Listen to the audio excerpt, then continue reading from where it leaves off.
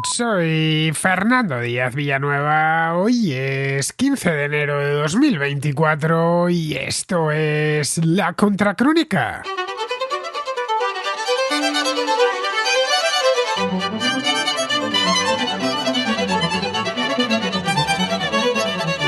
El pasado jueves por la noche, los ejércitos de Estados Unidos y el Reino Unido realizaron una serie de ataques aéreos contra los rebeldes hutíes de Yemen, una milicia islamista que controla buena parte del país y que recibe apoyo iraní desde hace ya años. Los hutíes hostigan desde hace 2 meses de forma rutinaria los barcos mercantes que hacen la ruta entre Europa y Extremo Oriente, ocasionando infinidad de problemas en la cadena de suministro de productos tales como el gas, el petróleo o las manufacturas provenientes de China. Esta es, según ellos, la respuesta a la guerra de Gaza. Empezaron atacando barcos israelíes o con armadores israelíes, pero como son muy pocos, en el mes de diciembre extendieron la amenaza a cualquier buque de casi cualquier bandera y con armador de casi cualquier nacionalidad, preferentemente las occidentales. Esta es la primera operación que ha llevado a término el combinado naval aliado en el Mar Rojo, que se conformó hace solo unos días, a finales del mes pasado, bajo el nombre de Prosperity Guardian, el guardián de la prosperidad, para poner fin a la inestabilidad en la zona y restablecer el comercio internacional. No les quedaban muchas más opciones. Podían hacer 2 cosas. La primera, tratar de poner orden en el área de Bab el-Mandeb, un estrecho que comunica el Mar Rojo con el Océano Índico, y eso solo lo podían hacer de una manera, desplazando una flota que controlase la zona y vigilase las costas yemeníes, actuando sobre ellas si era necesario. La segunda opción era cruzarse de brazos y dejar en manos de esta milicia el control absoluto de una arteria fundamental para el comercio internacional. Hasta la fecha, más de 2.000 barcos han modificado su rumbo para sortear este conflictivo estrecho.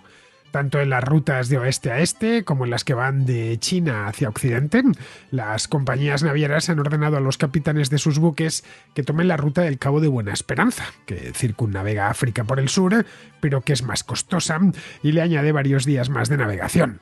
Esto ha ocasionado problemas tanto en Europa como en los mercados de Extremo Oriente, en forma de entregas que se demoran y tarifas que suben repentinamente encareciendo el producto final. Solo en el mes de diciembre el tráfico marítimo en el Mar Rojo se ha derrumbado un 70%, poniendo en serios aprietos al gobierno egipcio, cuyos ingresos dependen mucho de los peajes que pagan los buques mercantes por atravesar el canal de Suez. No quedaba, por lo tanto, otra elección que intervenir, pero eso no está exento de riesgos. El ataque anglo-estadounidense puede provocar una escalada de tensión en aquella región, que ya de por sí es una región bastante convulsa. Por de pronto, los hutíes han anunciado que se tomarán cumplida venganza por esta operación, en la que, según afirman, han muerto 5 personas.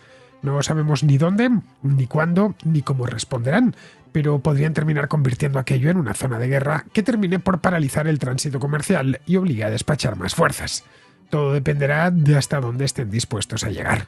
El hecho es que tanto Estados Unidos como el Reino Unido están en una posición muy difícil. Hagan lo que hagan, tendrá consecuencias muy negativas y el conflicto bien podría eternizarse.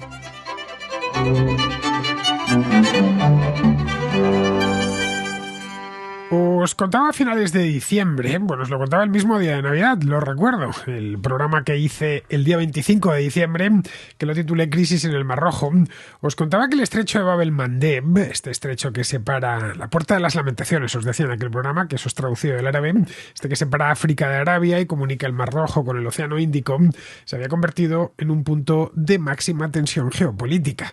Esto se debía a que semanas antes unos islamistas de confesión chiita, islamistas yemeníes, se entiende, que llevan años combatiendo en la guerra civil de Yemen, se habían apuntado a la guerra de Gaza, a pesar de que desde Gaza hasta Yemen pues hay 2.000 y pico kilómetros, vamos, que no son precisamente vecinos, y habían empezado a atacar. Lo primero que atacaron fueron barcos con misiles, barcos estadounidenses que estaban en el Mediterráneo, y luego ya posteriormente les dio por atacar barcos israelíes o barcos que tuviesen armadores israelíes que transitaban por el Mar Rojo. El Estado de Israel es ribereño del Mar Rojo. Esto mucha gente no lo sabe, pero tiene una costa minúscula de unos pocos kilómetros en el Golfo de Aqaba, al final del todo el Mar Rojo. En la parte norte es un golfo que tiene 3 países. Jordania, bueno, no 3, no 4, perdón. Tiene Egipto, Israel, Jordania y Arabia Saudita. Pocas veces un golfo tan pequeño como es el de Aqaba tiene tantas soberanías juntas. En el sur de Israel hay un puerto, el de Eilat, que tiene algo de tráfico, evidentemente no comparable al de Ashdod o al de Haifa, pero que evidentemente para ciertas cosas, pues si se quiere dejar algo en Israel, pues no viene mal del todo. Bien, eso significa que hay algo de tráfico que va hacia Israel circulando por el Mar Rojo, ya sea porque se dirigen a Eilat o porque se dirigen al Canal de Suez. Empezaron atacando por ahí o buscaron los que llevaban banderas, pero precisamente la israelí no es un abanderamiento habitual, ni muchísimo menos. No es que haya muchos barcos por el mundo con el pabellón israelí más allá de los de la Armada israelí. Así que empezaron a buscar armadores. Buscaban en internet estos hutíes, quién era el armador, la compañía naviera, y si se encontraban que era un israelí, pues automáticamente lo atacaban. Como es obvio, a los armadores israelíes lo entendieron a la primera. No tuvieron mucho más y empezaron a mandar sus barcos por otros lugares sabiendo que iban a ser objeto de un ataque. Bien, a partir de aquel momento, como vieron que no podían atacar mucho, que era muy poco el tráfico israelí en el Mar Rojo y que el poco que había se había secado rápido, empezaron a atacar barcos de casi cualquier bandera y casi cualquier nacionalidad, como os decía antes. Preferentemente los occidentales, pero no le hacen ascos a barcos de Singapur o de Sri Lanka o de cualquier parte del mundo o de Panamá. Como es obvio, a los armadores o a los barcos iraníes no los atacan. Por eso digo de casi cualquier bandera y casi cualquier nacionalidad. Por el Mar Rojo, como os comentaba en aquel programa navideño, pasa una parte considerable del comercio mundial. Pasa el 12% del comercio mundial. Pasa por allí muchísimo petróleo. El Mar Rojo es la otra cara del Golfo Pérsico, está cerquita. También gas, por supuesto, proveniente del Golfo Pérsico y que va hacia los mercados europeos. Y luego pasa infinidad de barcos portacontenedores que hacen la ruta entre Extremo Oriente y Europa. Bueno, buena parte de los objetos que utilizamos a diario, desde nuestro teléfono móvil a nuestro ordenador, infinidad de cosas, vamos, a veces hasta nuestro propio vehículo, han hecho esa ruta, han circulado previamente antes de llegar a nuestras manos a bordo de un barco por el Mar Rojo. Lo que hacen estos barcos es enfilar el estrecho de Bab el-Mandeb, ascender por el Mar Rojo y llegar a Suez, atraviesan el canal de Suez y ya se adentran en el mar Mediterráneo y continúan su ruta. Es, en definitiva, una ruta marítima muy concurrida, tremendamente concurrida. Los hutíes empezaron a atacar con drones y misiles a los barcos. No es que los hutíes tengan una armada digna de tal nombre, simplemente desde la costa tienen unas cuantas lanchas, pero sus principales ataques eran esos: drones iraníes baratos, misiles iraníes baratos, no especialmente precisos, pero la precisión no era lo importante, sino tirar muchos y alguno daría en el blanco. Pensad que están atacando a buques mercantes, es decir, no buques que lleven sistemas de autodefensa como los que equipa una fragata o un destructor de una armada. Algunos de los barcos incluso llegaron a abordarlos con helicópteros y con lanchas. Los armadores se preocuparon y desde principios de diciembre saltó la alarma en este sector, en el sector marítimo, entre los armadores y también las compañías de seguros. Un secuestro de un barco les termina saliendo, que no digamos ya si lo hunden, le termina saliendo carísimo a la compañía de seguros. Así que los armadores empezaron a dar órdenes a sus capitanes para que evitasen el Mar Rojo a cualquier coste y que hiciesen la misma ruta, si se dirigían de Shanghái a Rotterdam, por ejemplo, pues que diesen un rodeo, que si iban de Rotterdam a Shanghái, vamos, que circunnavegasen África. Esto supone, como se explicaba, muchos más días de navegación y un gasto extra de combustible, por lo que se presentaron los problemas poco después.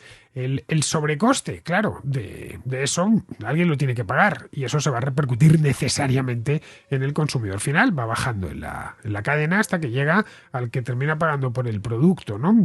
Y luego las demoras, claro. Hay que añadir, como os decía, unos días más en la travesía. Bueno, concretamente os hacía el otro día el cálculo promedio de lo que tarda un barco en ir desde los puertos del Mar de la China a los puertos de Europa Occidental, y si uno decide ir por la ruta sudafricana, tarda entre 10 y 15 días más, dependiendo de las condiciones en las que se encuentre el mar y lo atascado que esté el canal en el caso de que vaya por el canal de Suez, ¿no? Pero si todo va bien, se puede ahorrar uno por el canal de Suez hasta 15 días de travesía. Esto, como es lógico, ha supuesto un contratiempo muy grande, para las empresas europeas y también para las chinas, ya que las fechas de entrega de los productos se han retrasado muchísimo, se están retrasando muchísimo.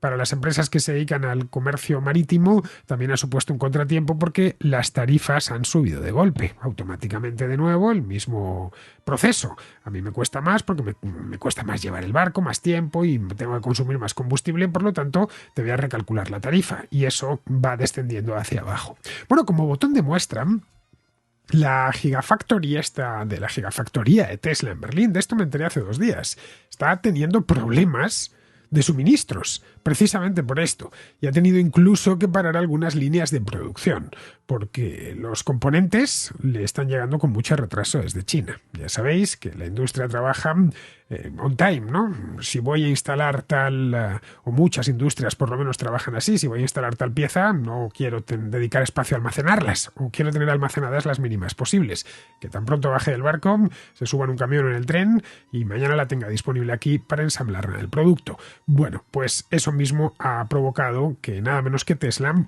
tenga problemas de fabricación, para que veáis lo delicada que es esta flor del comercio internacional. Frente a esto, Estados Unidos pensó, con acierto, que lo mejor era llamar a una misión internacional, a la que dio el nombre, la bautizaron como Prosperity Guardian, es decir, guardián de la prosperidad. Todo esto os lo contaba en aquel programa. Una misión internacional capitaneada por ellos, que son los que tienen más barcos, para vigilar las aguas del Mar Rojo. Algo así como una especie de policía para aquel mar. El tema es que los hutíes no atacan precisamente desde el mar, lo hacen, ya digo, como desde lanchas, si pueden. Si ven un barco que está expuesto y no tiene nada que temer, se lanzan contra él, actúan como piratas, en una palabra, pero no siempre atacan así. Atacan básicamente desde tierra, desde las bases que tienen en la costa yemení. Varios países de la OTAN o no de la OTAN, cercanos, aliados de Estados Unidos, se apuntaron a esa misión, o simplemente que son de esa zona, ¿no? Algunos con mucho entusiasmo, como el caso del Reino Unido. Se sumaron a la iniciativa, enviaron barcos a la zona y el jueves pasado iniciaron las operaciones, atacando una serie de bases hutíes en la costa. Los ataques se produjeron exactamente en 16 lugares, 16 emplazamientos diferentes que habían seleccionado previamente, conforme a informes de inteligencia que les habían llegado. Evidentemente, Estados Unidos dispone de los mejores informes de inteligencia, sobre todo por la presencia que tiene en el espacio, los satélites dedicados a esto con los que cuentan, y sabían exactamente dónde atacar estos 16 lugares. Eso sí, la intención de los aliados no era tanto destruir por completo a los hutíes, ni muchísimo menos, como enviar una advertencia contundente, evidentemente, a los hutíes. El propio Biden compareció en público, esto fue el jueves por la noche, poco después del ataque, recordando a los hutíes que no van a consentir que pongan en peligro la libertad de navegación, porque el primer pilar de esta operación de Prosperity Guardian es defender la libertad de navegación en el Mar Rojo. Y más, que no es un mar cualquiera, caray, que estamos hablando de una de las principales rutas comerciales del mundo. Lo que no hizo Biden fue mencionar a Irán, que es el principal patrocinador y proveedor de armas de los hutíes. Es curioso como el lenguaje diplomático es tan alambicado, ¿no? Era este discurso, esta comparecencia, mejor dicho, la tenéis en internet, y si os fijáis y bajáis al detalle, veréis que es muy contundente con los hutíes, pero de Irán no dice ni pío.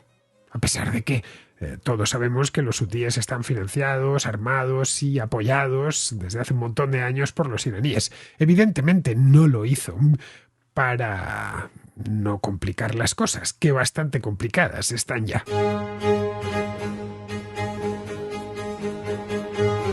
Los ataques, que podríamos calificar de quirúrgicos, se concentraron en una serie de bases e instalaciones militares, desde la que los hutíes lanzan sus misiles y sus drones. Los habían estado estudiando con estas imágenes obtenidas por satélite, informes de inteligencia, y sabían exactamente dónde disparar.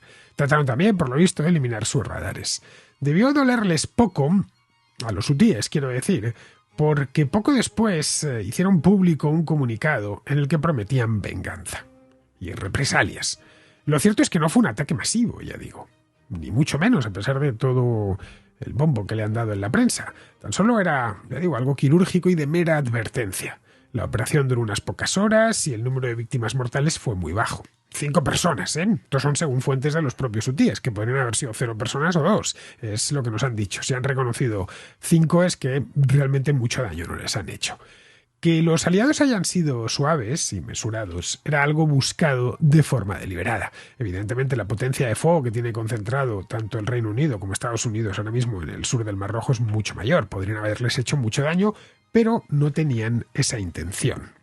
No se quieren convertir en parte beligerante dentro de la guerra civil yemení, que ya suma 10 años o casi 10 años. Querían tan solo advertir a los hutíes de que no sigan por ahí, que esto es lo que les puede pasar, que ese aventurarismo les puede terminar saliendo carísimo, tanto en términos de bajas humanas, de comandantes y soldados que pierden, como de material. Desconocemos, más allá de lo que han dicho los propios hutíes, el daño que les han hecho. No lo sabemos. Según ha informado Estados Unidos y el Reino Unido, la operación resultó exitosa. Se destruyeron esas bases, esos 16 bases e instalaciones, pero no sabemos si los hutíes tenían no 16, sino 166. Por lo tanto, pues el daño ha sido pequeño. Si en lugar de tener 166 tuviesen, no lo sé, 26, pues sí, el daño ha sido considerablemente más grande. Pero no tenemos ni idea del daño que se les ha hecho y si esa amenaza de venganza, que a las pocas horas del ataque anunciaron, se materializará o no se materializará. En el caso de que se materialice, ¿en qué se materializará? Tampoco lo conocemos. ¿Se lanzarán a por barcos mercantes? ¿Irán contra Arabia Saudita, por ejemplo? No tenemos ni idea en qué se materializará esto. Es posible que sea simple charlatanería y luego la cosa se quede en nada. Recojan cable y se olviden de buscarse problemas en el Mar Rojo, más allá de los que ya se han encontrado, claro. Pero también es posible que suceda lo contrario. Los ataques del jueves, insisto, han sido suaves y mucho daño no les han hecho, entre otras cosas porque los aliados no buscaban eso, sino enviarles un mensaje. Pero esto podrían considerar los hutíes que es el mayor insulto que les han hecho. Quizá lo han entendido o no lo han entendido, no lo sabemos. Quizá esto les envalentone más. Hay que tratar de meterse en la cabeza a esta gente, eso es importante. Son milicianos chiitas, especialmente rigoristas, además. Su camino lo llaman el camino del Corán.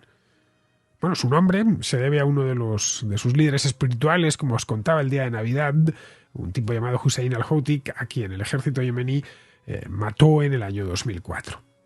Y desde 2014 constituyen uno de los bandos, uno de los principales bandos, el principal bando opositor en la guerra civil de Yemen. El otro es el gobierno legítimo del país. Una guerra, por cierto, olvidada, total y absolutamente olvidada, a no ser que pase una cosa de estas, desde hace muchos años y que está siendo una guerra muy pero que muy sangrienta. Que hayan sido objeto de un ataque por parte de Estados Unidos no es cualquier cosa en esa parte del mundo. Estados Unidos es el gran satán para muchos musulmanes.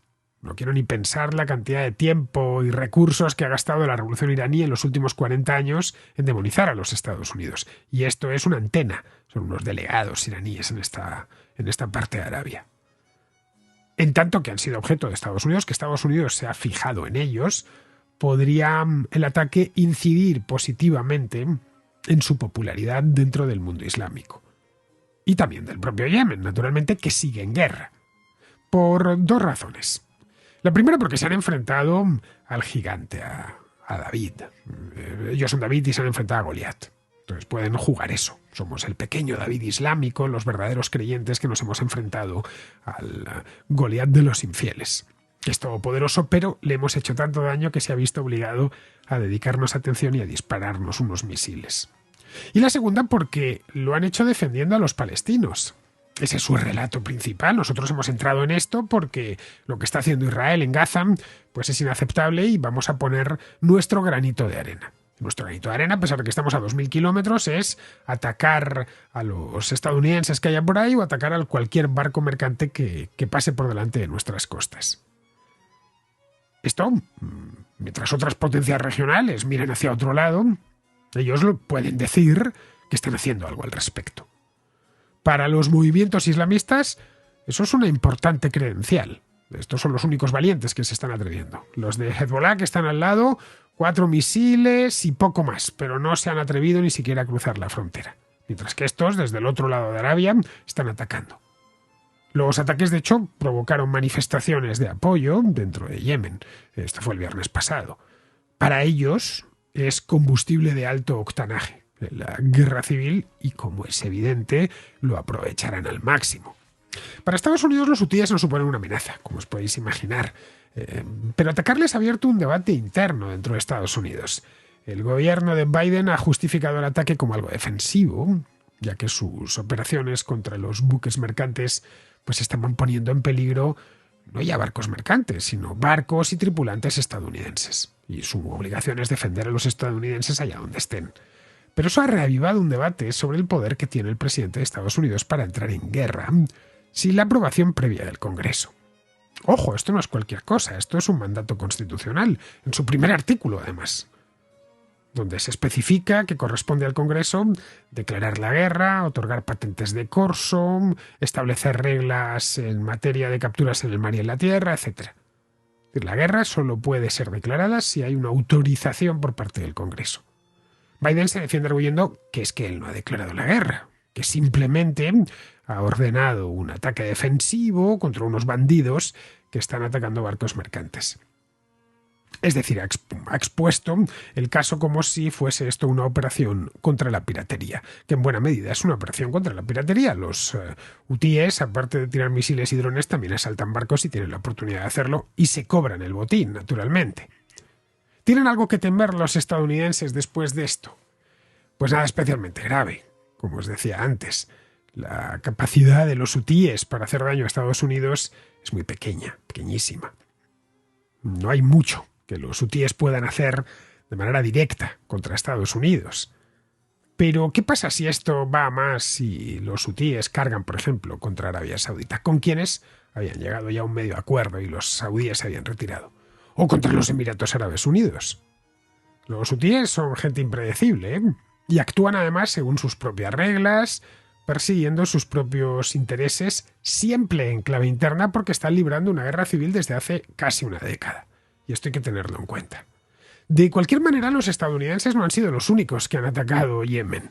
También se han metido los británicos, y esto tiene algo de novedad, ¿no?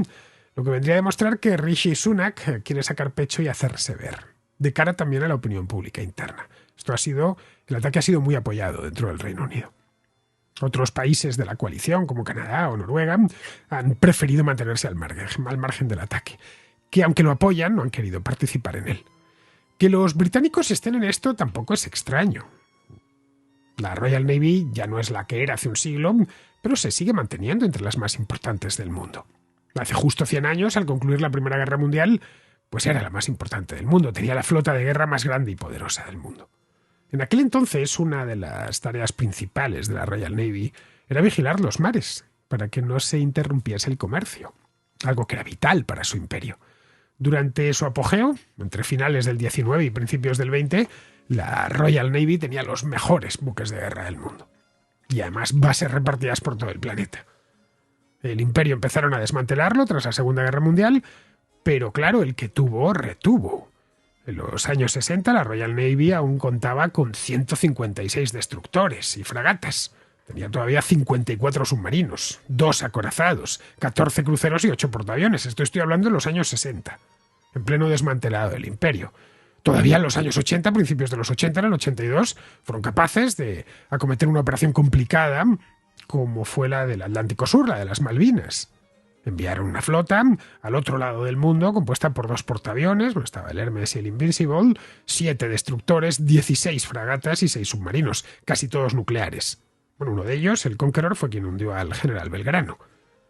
Hoy la Royal Navy ya no es tan grande como hace 40 años, pero sigue siendo una armada respetable en tamaño y en potencia de fuego.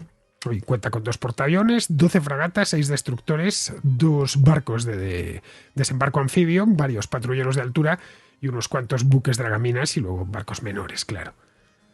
En un momento crítico como el actual, de tanto desorden marítimo, quizá la Royal Navy sea una vez más necesaria para que el comercio siga fluyendo. Que con una flota tan contenida en número, sobre todo con respecto a la de Estados Unidos, hayan puesto 3 buques, 2 fragatas y un destructor en el Mar Rojo es algo reseñable. Es desde luego más de lo que la mayor parte de países podrían o querrían hacer. Bueno, y tenemos a China, que ahora tiene la armada más grande del mundo por número de barcos, pero que parece que no está muy interesada en utilizarla para vigilar el comercio. Algo que los británicos han hecho de forma muy efectiva, por cierto, durante los 2 últimos siglos. Por desgracia, derrotar a los hutíes es algo más difícil que disuadir a los piratas del Cuerno de África. Es decir, esta narrativa de Biden ante la prensa de realmente estamos acabando con unos bandidos, son unos bandidos sin duda, pero van algo más allá. Los hutíes están bien armados y tienen bases en tierra. Controlan, de hecho, buena parte de Yemen. Pueden atemorizar a las compañías navieras y a sus aseguradoras con misiles y drones baratísimos que ni siquiera alcanzan sus objetivos. Les da igual porque son muy baratos. Los misiles que utiliza la Armada de Estados Unidos o la Marina Real Británica para derribar a los misiles hutíes cuestan $1,500,000 cada uno. Para que nos hagamos una idea, solo el 9 de enero, esto es la semana pasada, los hutíes dispararon 21 misiles y drones sobre el mar. Bueno, esa es en última instancia la razón por la que atacaron las bases en tierra. Que los aliados occidentales vayan directamente a por ellos y no a por sus misiles puede parecer algo obvio, pero eso no significa necesariamente que sea una decisión acertada en el largo plazo, eso no lo sabemos. Los hutíes no dejan de ser unos mandados de Irán, y por lo tanto una guerra abierta contra ellos podría atraer a los propios iraníes al conflicto. Es un riesgo. Es mucho lo que Irán ha invertido en Yemen, y protegerá su inversión. A partir de aquí cualquier cosa puede suceder.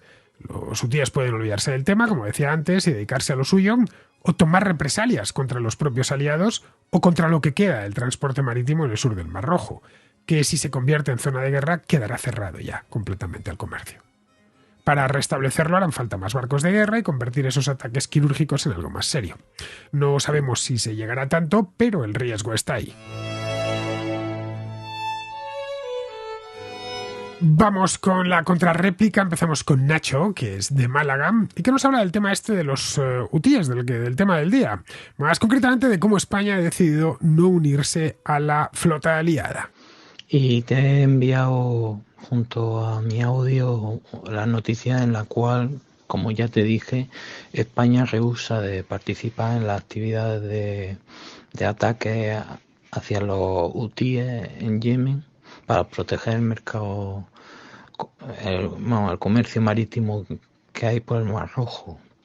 Y me parece una deslealtad y de una, como si tuviera una, ¿cómo decirlo?, una superioridad moral a los demás para dejar que los demás países de la Unión Europea sí participen, pero que nosotros no, porque somos especiales y no somos, no podemos implicarnos para hacer más daño a los gazatíes, porque al final se trata de eso, se trata de la guerra de Gaza. Que está bien que queramos proteger a los gazatíes y que no estemos de acuerdo con los ataques israelíes que se están realizando desde el 7 de octubre. Pero una cosa es eso y otra cosa es crearse una superioridad moral sobre los demás países cuando no somos más que nadie. Ni podemos... No creo que en esto debamos posicionarnos de algún modo, porque al final, si no funciona el comercio marítimo por el Mar Rojo, nos va a influir a nosotros también económicamente. Y ya bastantes problemas tenemos como para añadirnos más a nuestra economía. Bueno, Fernando, espero que veas que esta noticia vale la pena y un abrazo por tu programa. Hasta luego. La flota aliada en el Mar Rojo forma parte de una operación llamada, como he dicho antes, Prosperity Guardian, que Estados Unidos anunció hace un mes para proteger el comercio en el Mar Rojo. Bueno, aquel programa que hice el 25 de diciembre lo hice precisamente por esto. Ese fue mi gancho de actualidad. Hasta el momento se han unido unos 20 países, Estados Unidos, lo tengo aquí la lista, Estados Unidos, Reino Unido, Australia, Canadá, Bahrein, Dinamarca, Grecia, los Países Bajos, Noruega, Singapur y Sri Lanka. Ojo, estos son los que participan de forma pública. Hay otros 10 que no quieren figurar con su nombre, lo hacen de forma anónima. Entre ellos se cree que están Egipto y Arabia Saudí, que dependen de manera muy directa del comercio por el Mar Rojo, especialmente Egipto. La misión tiene la bendición del Consejo de Seguridad de la ONU, que el 10 de enero solicitó formalmente, mediante una resolución a los hutíes, que dejasen de atacar barcos mercantes en el Mar Rojo. Varios países europeos importantes nos han querido sumar. España no ha sido el único, ¿eh? Entre ellos están Alemania, Francia o Italia. Cada uno de los gobiernos tiene sus propias motivaciones.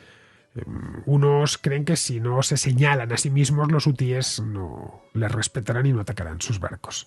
Otros, como el caso español, están condicionados por sus propios socios de gobierno. El gobierno de Pedro Sánchez es abiertamente pro-palestino, a estas alturas yo creo que ya no cabe la menor duda, y en tanto que los hutíes dicen hacer esto en nombre de los palestinos, pues han preferido no meterse en esta historia. Si te fijas en los aliados, aparte de Estados Unidos y el Reino Unido, son todo países que o están en la zona y dependen del comercio en el Mar Rojo, o son países que constituyen potencias navieras, como el caso de Singapur, Grecia o Dinamarca.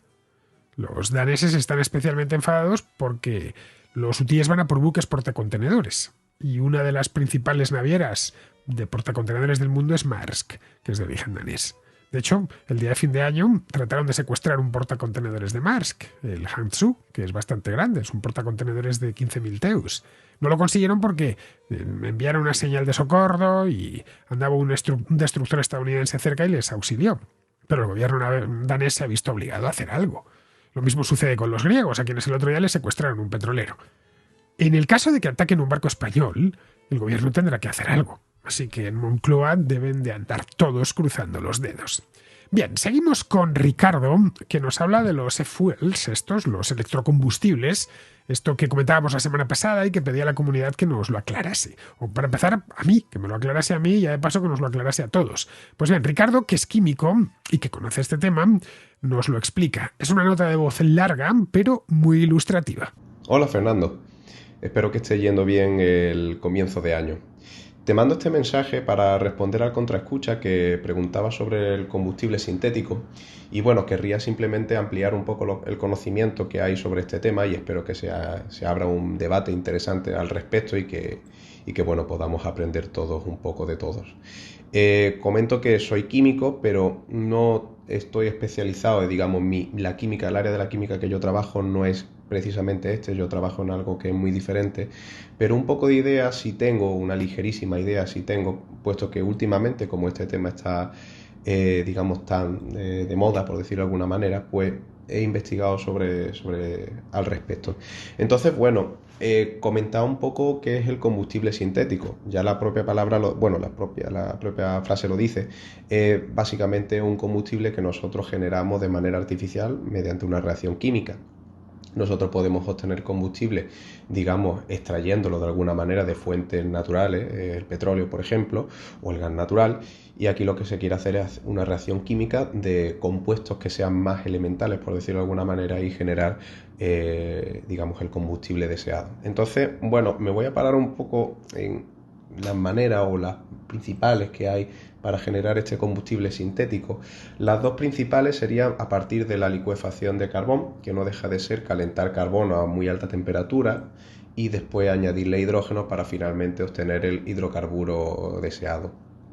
Y otro método que creo que bueno, es el principal, creo yo, y el que voy a comentar más adelante, es a partir del gas de síntesis, que básicamente es la reacción química de un gas, una mezcla, que realmente es una mezcla de diferentes gases que se comenzó utilizando monóxido de carbono e hidrógeno para finalmente obtener el combustible. Mencionar que este proceso a partir del gas de síntesis fue desarrollado por dos científicos alemanes en 1925 que se llamaban Fischer-Tropsch. Es más, su proceso que utilizando este gas de síntesis es el proceso Fischer-Tropsch. Fue altamente utilizado durante la Segunda Guerra Mundial por el régimen alemán, puesto que, claro, al tener problemas para, digamos, obtener crudo, petróleo, pues intentaron desarrollar, y lo hicieron con éxito o con relativo éxito, su propio combustible sintético para poder, digamos, llevar a cabo la maquinaria bélica que estaba corriendo en aquella época. Entonces, bueno, este último, como he mencionado, la reacción química que se produce en unas condiciones determinadas de monóxido de carbono e hidrógeno, Y actualmente lo que se quiere llevar a cabo, o se lleva a cabo, que ya está, digamos, bastante desarrollado, es la reacción química de dióxido de carbono, que es relativamente menos reactivo que el monóxido de carbono, con hidrógeno, pero que esa reacción pues está bien estudiada y no hay ningún problema. Entonces, claro, un poco con los métodos ya o con el método ya claro, podríamos hablar un poco del problema que le veo yo. Podemos entrar un poco en la problemática del asunto. Como ya he mencionado, sería la reacción química de estos dos compuestos, dióxido de carbono e hidrógeno molecular, en el cual el dióxido de carbono pues, provendría de la atmósfera, y eso es lo que hace atractivo este proceso, porque claro, podríamos captar un compuesto importante para la síntesis de combustible sintético, digamos, en una fuente muy abundante como es la propia atmósfera, que hay dióxido de carbono, y además es bastante atractivo porque reduciría la huella de carbono, etcétera. Y después tendríamos el hidrógeno, que aquí es donde radica el principal problema, creo yo. El hidrógeno, en muy resumidas cuentas, se puede obtener a partir de dos procesos, o digamos de dos maneras, mejor dicho, a partir de tratamientos a altas temperaturas de diferentes hidrocarburos, gas natural, combustibles fósiles, etcétera, o a partir de agua, que la más común es a partir de la electrólisis. La electrólisis sería un proceso químico en el cual se puede llevar a cabo una reacción química suministrando una corriente eléctrica. Entonces, un poco con esto claro, voy a mencionar un poco cómo se clasifica a día de hoy los diferentes tipos de hidrógeno, porque claro, según su procedencia se puede catalogar de diferentes colores, y imagino que casi todas las personas que nos estén escuchando sabrán un poco de lo que hablo. No voy a mencionar todos los colores porque algunos sobre todo hablan de tecnicismo, pero creo que sería contraproducente y se alargaría mucho el audio. Los tres que voy a mencionar el primero sería el hidrógeno negro, que sería el producto del reformado de combustibles ricos en hidrocarburos o de combustibles fósiles que no provengan de fuentes renovables de energía, que prácticamente todo el mundo utiliza y es el más famoso, ¿vale? Evidentemente los políticos de hoy en día lo que quieren es eliminar esta forma de generar hidrógeno, puesto que, como ya he mencionado, pues no es la manera más sostenible y tienen un relativo impacto medioambiental. Esto evidentemente se puede debatir, pero bueno, lo dejo ahí. Otro sería el hidrógeno rosa, que sería el hidrógeno procedente de centrales nucleares. ¿Qué quiero decir? Que el hidrógeno que se genera proviene de la energía que se genera de las centrales nucleares. A esto me refiero por el tema de central nuclear. Y después, por último, tendríamos el hidrógeno verde, que supongo que se habrá escuchado mucho, que es el hidrógeno generado a partir de, o prácticamente, de fuentes renovables. Que claro, este último es el que se está buscando, o digamos el que se quiere implementar a toda costa, digámoslo de alguna manera, puesto que nos quitaríamos la variable del impacto medioambiental, la huella de carbono, etcétera, etcétera. Entonces, claro, a mí la duda que me surge, o digamos el problema que le veo, es que con este último método no veo que sea una forma eficiente de llevar a cabo la generación de hidrógeno para su posterior uso en la síntesis de combustible sintético. ¿Y por qué digo esto? Pues porque la principal manera que se tiene en mente, o creo yo que se tiene en mente para generar hidrógeno, es mediante electrólisis. Y claro, suministrar una corriente eléctrica, digamos, requiere en este caso energía que provendría de la fuente renovable, y se necesitaría una ingente cantidad de fuentes renovables para poder llevar a cabo este proceso, en muy resumidas cuentas. Además de que los procesos de electrólisis que se han estudiado a día de hoy no son lo suficiente, o por lo menos hasta donde yo sé, no son lo suficientemente eficientes para llevarlo a cabo en situaciones de una gran escala, como sería a nivel industrial. A lo mejor en plantas más pequeñas o a nivel de laboratorio, evidentemente sería digamos bastante positivo, pero quizás, o por lo menos lo que tengo entendido, a nivel industrial, pues quizás no. Entonces, claro, se nos queda la última variable o el último caso, que sería el hidrógeno rosa, que aquí sí es verdad que le daría un voto de confianza, puesto que al proceder de la energía para llevar a cabo la electrólisis de centrales nucleares, y que las centrales nucleares realmente la cantidad de combustible radiactivo que necesitaría para generar una cantidad ingente de electricidad es relativamente baja, pues aquí sí podría haberle un filón. Entonces, claro, ya evidentemente esto queda en manos de nuestros políticos que, en fin, ellos, lo digo porque básicamente como están cerrando todas las centrales nucleares, entonces, bueno, es como ir en contra de la evidencia, o por lo menos pienso yo que es ir en contra de la evidencia. Entonces, bueno, con esto querría un poco también dar a entender que lo del combustible sintético, el hidrógeno verde, etcétera, etcétera, lo veo muy bien a nivel científico de investigación, es algo que sinceramente creo que no llevaría, sería un salto tecnológico bastante importante, pero tal y como lo cuentan, lo anuncian muchas veces, lo veo un poco, lo cojo con pinzas porque es un poco, diría yo, cantamañana. Pero bueno, ya digo que esto todavía queda mucho por llevar por investigar, etcétera, etcétera. Evidentemente, estoy totalmente abierto a críticas y puntualizaciones o cosas que se me hayan pasado y demás para debatirlo. Y bueno, pues nada, muchas gracias por darme estos minutillos para poder explicar. Muchas gracias. Un saludo. Pues nada, muchas gracias, muchísimas gracias, Ricardo. Lo has dejado meridiano, por lo menos para mí. Aquí realmente abres dos debates, no uno. Primero tendríamos el de los electrocombustibles, los e-fuels estos, que según nos cuentas hay que dar 1000 vueltas para conseguir 1 litro de este tipo de combustible. Y por otro, el debate sobre el hidrógeno, que ese sí está muy candente. En este tema del hidrógeno sí hay algo más avanzado, incluso algunos vehículos ya a la venta. Toyota hace unos años presentó uno, que no sé qué tal lo estarán vendiendo, me temo que mal. Bueno, si no hay lugares, no hay electrolineras, no digamos ya hidrogeneras, ¿no? Pero vamos, que se ve que la industria ha actuado, cosa que con lo de los electrocombustibles todavía no. Por lo demás, podemos encontrar algunos autobuses propulsados por hidrógeno en algunas ciudades. Eso sí, el hidrógeno se puede utilizar de dos maneras para mover un vehículo. Por un lado, utilizarlo en un ciclo de combustión interna, como la gasolina, sin más, y el otro mediante la tecnología de pila de combustible. De las dos maneras necesitamos antes el hidrógeno. Y el hidrógeno, aunque muy abundante en la naturaleza, rara vez se presenta aislado. Hay que obtenerlo de otras partes, como bien has indicado. Del agua, por ejemplo, que es hidrógeno y oxígeno, H2O. La pila de combustible precisamente consiste en eso, en convertir la energía química del hidrógeno en energía mecánica, haciendo reaccionar el hidrógeno con oxígeno, para alimentar un motor eléctrico, vamos. Es una tecnología mucho más madura que esta de los electrocombustibles. Pero el problema de origen, de nuevo, es el hidrógeno, que no es barato, o precisamente barato, obtener. Necesitas aplicar energía eléctrica para la electrólisis y de nada te sirve que esa electricidad la hayas generado en una central de gas o de carbón o de fuel oil, porque entonces estarías desplazando las emisiones del vehículo a la central.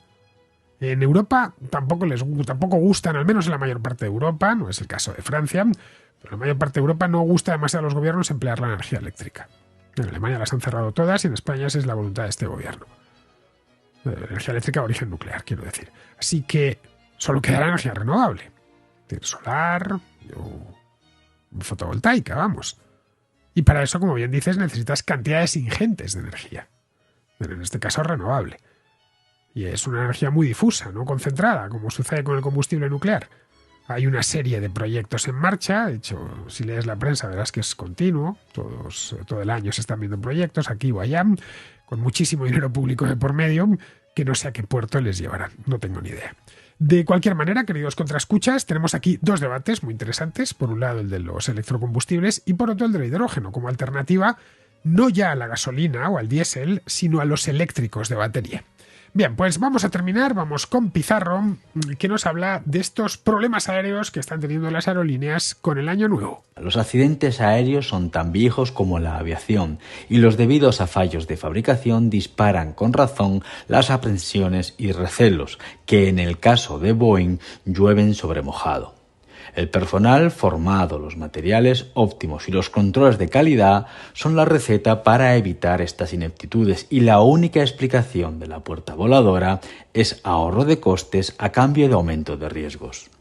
La compañía ha demostrado en el pasado que sabe hacer aviones seguros. Ahora ha de demostrar que quiere hacerlos. Un cordial saludo de Pizarro. Y hasta aquí, queridos amigos, llega la contracrónica de hoy. 15 de enero atravesamos el Ecuador de este mes. El Ecuador de este mes, que ya sabéis que dicen que es una cuesta, ¿no? Bueno, pues estamos a la mitad de la cuesta ya, para que nos animemos un poco. Mañana ya estaremos en la segunda mitad de la cuesta. Bien, queridos, mañana será 16 y estaré aquí de vuelta. Hasta mañana.